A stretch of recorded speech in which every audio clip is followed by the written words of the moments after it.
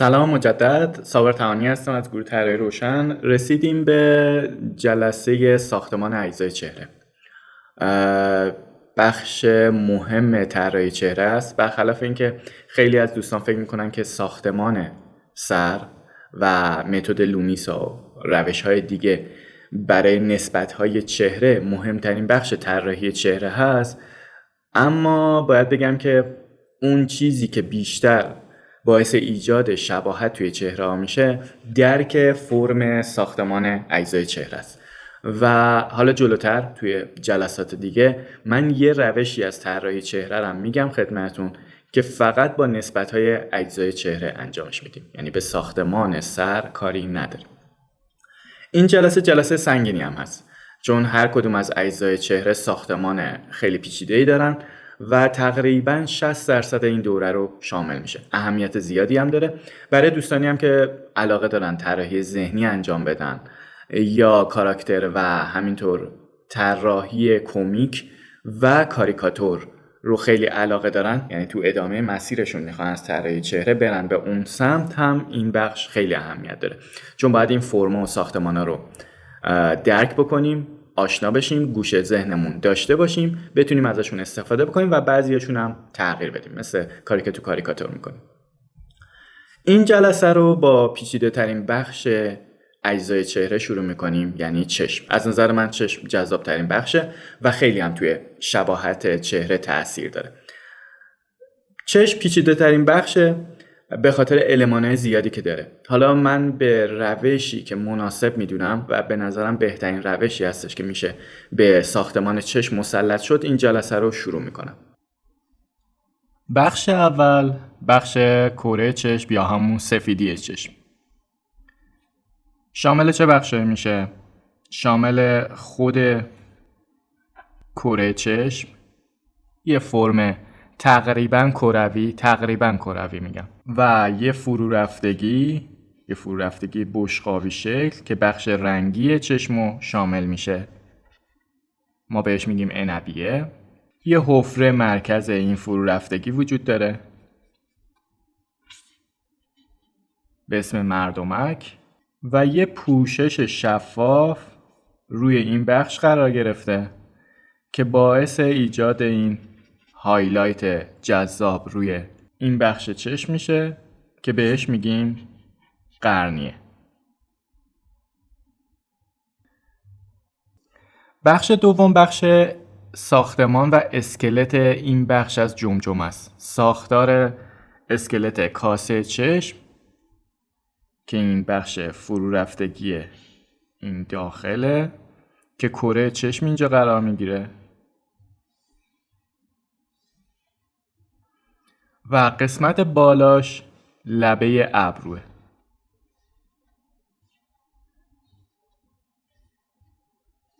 از قسمت‌های دیگه این سمت به بالا به قسمت پیشونی میرسه، از این سمت به قسمت اسکلت و ساختار بینی میرسه، قسمت پایینش میرسه به فرم ساختار گونه و این سمت هم میرسه به بخش شقیقه.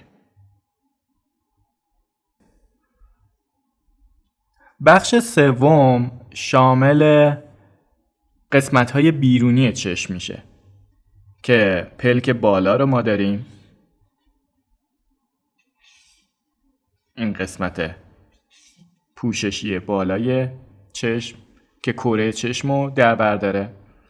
این قسمت اینجا یه فرم بیرون زده داره که بهش میگیم مجرای اشک و همینطور پوشش قسمت پایین چشم که بهش میگیم پلک پایین.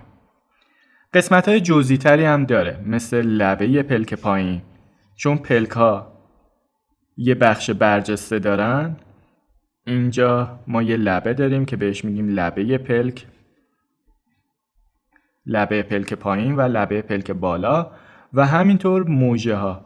در مورد موجه قبلا صحبت کردیم، طراحیشو، و موجه ها روی لبه پلک ها رشد میکنن. این قسمت بیرونی چشم هم بهش میگیم گوشه خارجی. یه سمت مجرای اشک داریم و یک سمت هم گوشه خارجی چشم.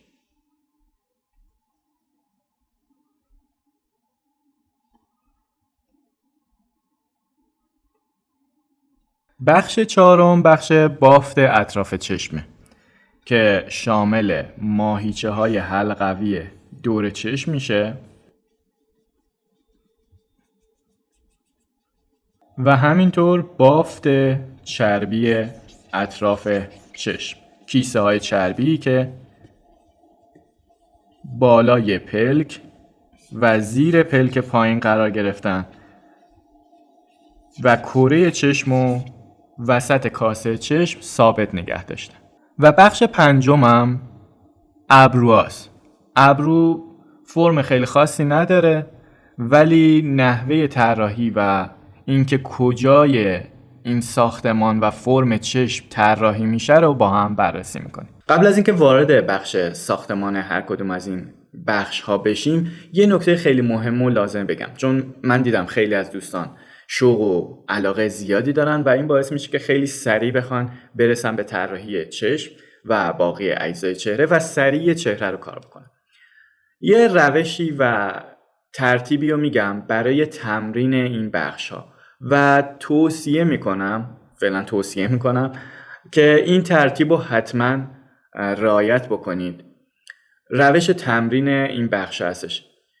اولیش اینه که کاملا به هر کدوم از این بخشایی که گفتم، تفکیکی که کردم برای ساختمان چشم، به هر کدوم جدا مسلط بشین. یعنی اول بیاین پره چشم و اون مردمک و عنبیه و اینا رو کامل مسلط بشید، چند بار ذهنی بتونید طراحی بکنید و بعد اسکلت و ساختمان قسمت جمجمه اونو درک بکنید. هر کدوم از این بخشا رو جدا کار میکنیم. این تو مرحله اول تمرین طراحی چشم است.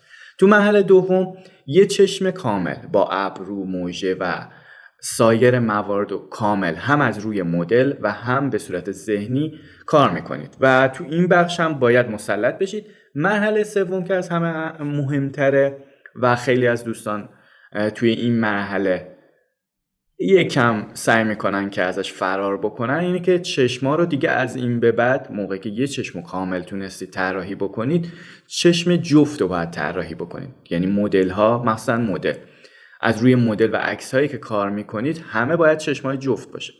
خیلی از دوستان چشم تکی رو که کار میکنن سریع میرن سراغ طراحی چهره، در حالی که این دوتا چشم رو با هم جفت باید نسبتاشون رو خوب بتونیم طراحی بکنیم کنار هم. یعنی همون بازه رو از روی عکس بگن که شبیه چشم‌های فلانی هستش و بعد حالا میرسیم به طراحی چهره. پس این 3 تا بخش و 3 قدم رو دقیقاً همینجوری پیش میریم و تو هر بخش سعی میکنیم تکمیل بشه مهارتمون و بعد بریم سراغ قسمت بعدی. بعد از اینکه به مرحله سوم رسیدیم میریم سراغ ساختمان یه جزء دیگه. خب با این مقدمه و توضیحی که در مورد ساختمان بخش‌های مختلف چشم گفتم و نحوه تمرینش، بریم سراغ بخش اول، کره چشم، عنبیه، مردمک. بخشی که به نظر میاد خیلی ساده است. یه کره است، همه چیز دایره‌ایه، ولی بیشترین تفاوت رو توی طراحی چشم‌ها ایجاد میکنه و جذاب ترین بخش از نظر من، مخصوصا اون هایلایت قرنیه هم که توی طراحیمون اضافه میشه، به نظرم خیلی جذاب میکنه و تفاوت انسان‌ها با هم رو و همینطور انسان با جانوران رو همین بخش رنگی و بافتار چشم یعنی عنبیه ایجاد میکنه. بریم بخش عنبیه و اون کره چشم رو با هم تمرین میکنیم.